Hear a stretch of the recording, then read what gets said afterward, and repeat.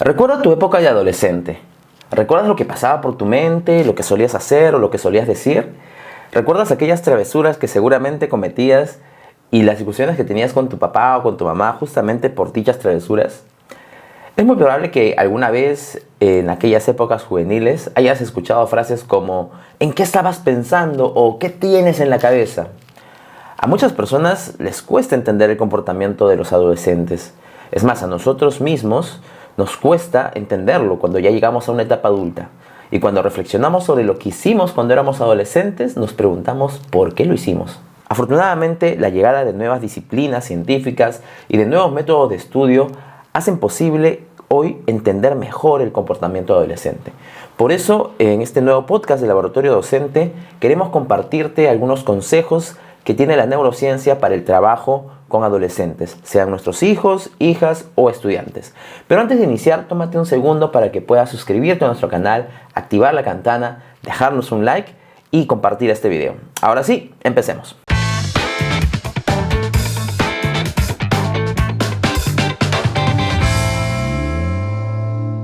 Vamos a empezar poniendo en relieve la importancia de ganar claridad acerca de estos temas, ya sea que nos encontremos en nuestro rol de padre, madre o docente de uno o más adolescentes. Primero, para no caer en mitos o información sesgada respecto al tema, más aún en esta época de fake news. Si realmente queremos ayudar a uno o más adolescentes que estén en nuestro entorno, pues debemos hacerlo basándonos en ciencia y en información comprobada. Segundo, que debido al actual contexto de emergencia sanitaria mundial, hemos pasado casi los 2 últimos años en una dinámica distinta con nuestros adolescentes, mucho más cerca de ellos y ellas, y esto seguramente ha implicado un gran reto en cuanto a la convivencia y el aprendizaje junto a ellos en nuestros hogares. Y tercero, las proyecciones a corto y mediano plazo nos alertan de nuevos cambios, con el cada vez más cercano retorno a clases, ya sea en una modalidad semipresencial o presencial. Esta nueva variación de la dinámica que van a vivir nuestros adolescentes podría implicar un alto riesgo debido a que, por la situación de aislamiento que han estado viviendo en los últimos meses, pueden tener mucha ansiedad y energía acumulada que los lleven a tomar malas decisiones si es que nosotros no los podemos ayudar a regular esos comportamientos. Entonces tenemos más de una razón para usar la ciencia en el reto de entender a nuestros hijos, hijas o estudiantes de 14, 15 o 16 años y a sus complejas cabecitas. Así que vamos con información. Lo primero que nos dice la neurociencia respecto al cerebro adolescente es que es muy distinto al cerebro de un adulto. A pesar que una chica o un chico de 15 o 16 años puedan tener la apariencia de un adulto, neurológicamente se encuentran aún en una etapa intermedia de su desarrollo. Tal vez incluso como docentes hayamos aprendido como parte del estudio de la psicología cognitiva de Jean Piaget que el cerebro completa su desarrollo a inicios de la pubertad, más o menos a los 11 o 12 años cuando inician las operaciones formales. Sin embargo, esto no es nada exacto. Estudios recientes en neuroimágenes usando resonancias magnéticas especializadas demuestran que la anatomía y fisiología de un adolescente en cuanto a su cerebro está todavía en maduración y que tienen grandes limitantes en su capacidad de procesamiento y de respuesta. De hecho, la mielinización, que es justamente el proceso en el que aumenta la velocidad de las sinapsis entre las neuronas porque las recubren de una capa lipídica que aísla esa transducción eléctrica, culmina más o menos a los 25 años en mujeres y a los 30 años en varones.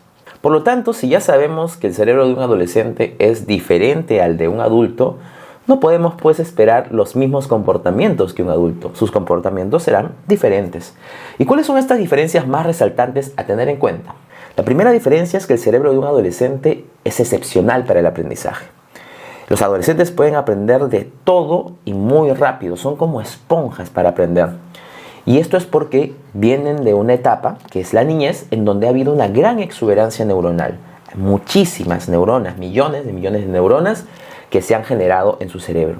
Y que además tienen muchísimas más sinapsis que un cerebro adulto. Estas condiciones hacen que realmente se vuelvan máquinas de aprendizaje. Incluso podrían variar su CI en esta etapa. La segunda diferencia viene dada por el hecho de que la función cerebral requiere comunicación constante entre distintas zonas del cerebro. Y es en este punto en el que los adolescentes tienen una gran limitante debido a que justamente su cerebro está en maduración. La comunicación no es la mejor, sobre todo entre la zona del tálamo y el sistema límbico con la zona frontal o la corteza frontal, que es decir, la zona de las emociones con la zona racional. Como ya dijimos, la mielinización está aún incompleta y esto hace que la velocidad de respuesta sea muchísimo menor. Entonces, la corteza frontal de un adolescente no está madura, es menos activa y es mucho más lenta. En contraposición con la zona límbica, que justamente es una zona en donde hay muchísima actividad neuronal y en donde las respuestas son más ágiles y poderosas. Es por eso que tu hijo, tu hija o tu estudiante adolescente es mucho más emocional y puede darle muchísima importancia a cosas que para ti podrían parecer ridículas. Esto es porque en su cerebro se genera este tipo de dinámica que hace que haya una respuesta muy fuerte desde el punto de vista emocional. Además, esto hace también que los adolescentes tengan una conducta exploratoria mucho más exacerbada y que asuman riesgos mucho más que un adulto. Esto es porque también su corteza frontal responde muchísimo más lento a las señales que puede enviar la zona límbica. Y una tercera diferencia es que el cerebro de un adolescente es muchísimo más susceptible a condiciones de estrés y demuestran una mayor falta de sueño debido a que tienen un ritmo circadiano diferente al de un adulto. Esto se debe a que el cerebro de un adulto segrega la melatonina, que es la hormona responsable de que nos dé sueño, de manera regular, más o menos entre las 8 o 9 de la noche se segrega esta hormona en nuestro cerebro, lo que hace que entre las 10 u 11 un adulto ya tenga sueño y se vaya a dormir. Sin embargo, en un adolescente la segregación de esta hormona es tardía, puede estar segregándose entre las 11 o 12 de la noche, lo que hace que justamente el adolescente quiera irse a dormir mucho más tarde, entrada recién la madrugada. Esto es muy importante tenerlo en cuenta porque los adolescentes regularmente suelen recuperar este sueño durmiendo los fines de semana. Nosotros los despertamos en los días de semana temprano para que vayan a sus clases, para que inicien sus actividades muy temprano. Entonces ese sueño que les hace falta cubrir, lo cubren durante los fines de semana y se levantan seguramente ahí a las 11, 12 o 1 de la tarde. No es porque sean holgazanes, es porque su cerebro está tratando de recuperar el equilibrio de sueño que necesita para poder funcionar bien. Entonces tenemos tres de muchas diferencias entre el cerebro adolescente y el cerebro de un adulto, que al entenderlas podrán ser atendidas de mejor manera a partir de pequeños cambios. Como por ejemplo, usemos estrategias de enganche para las cosas que nosotros queremos que ellos aprendan. Los adolescentes son como esponjas, ya lo hemos dicho, son máquinas de aprendizaje. Van a aprender. Solo tenemos que generar la curiosidad necesaria en ellos y su cerebro hará el resto. Segundo, debido a que los y las adolescentes son muy emocionales, debemos aprender a darle valor a esas emociones y a las situaciones que generan esos arrebatos o secuestros emocionales. No ridiculicemos sus conflictos, ni sus frustraciones, ni intereses. Hay que ser muy empáticos con lo que ellos sienten.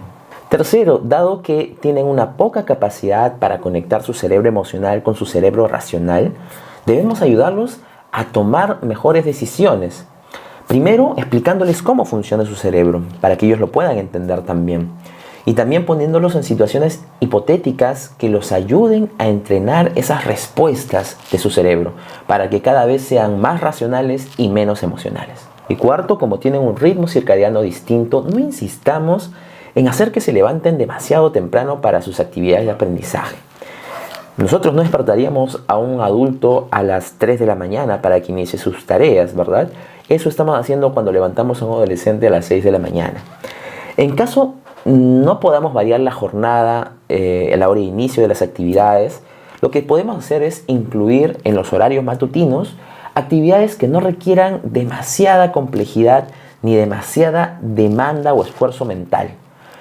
Por ejemplo, podemos incluir en las actividades matutinas para los adolescentes actividades artísticas, actividades deportivas o de un aprendizaje más activo y flexible.